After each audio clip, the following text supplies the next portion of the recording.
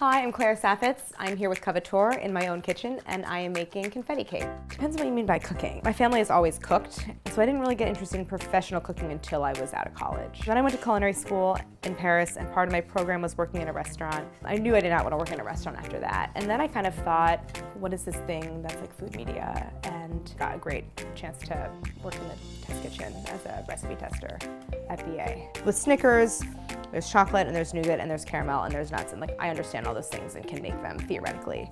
And then there's things like Cheetos. It's its own weird, unique snack food that was like created in a lab.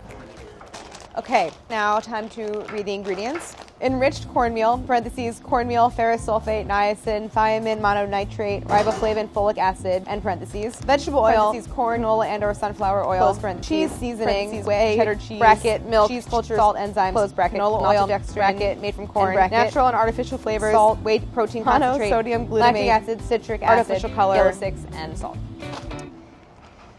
Okay, oh, it's gluten-free. I was really gunning for Butterfingers because I really love Butterfingers, and I like myself have curiosity about like how do you make that. Talked to people about it. It was gonna happen, and then somehow it like dropped off. Bread is very, very sensitive. I'll say that. Tends very much to people's feelings. Yeah, bread is the best.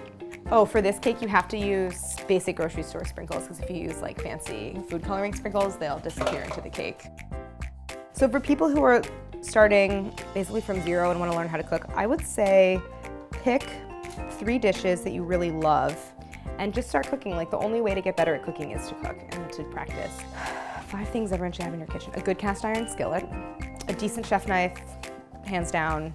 I guess you need a decent cutting board. I mean, you gotta like start somewhere. A bunch of like half sheet trays. That's a really good place to start. I can't live without parchment paper.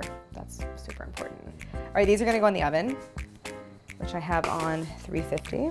This oven makes this entire apartment very hot. Sorry, guys. Okay, 5 ingredients to always have in your kitchen. Kosher salt, olive oil, high quality vinegar, and like really good hot sauce. Always like a block of parm, because then you're really well equipped to make any number of things, like salad, pasta. Probably is scars, because I love the like classic New York slice vibes, but then also that he's using really good ingredients and like freshly milled flour, and like I feel pretty good after I eat a piece of Scars pizza.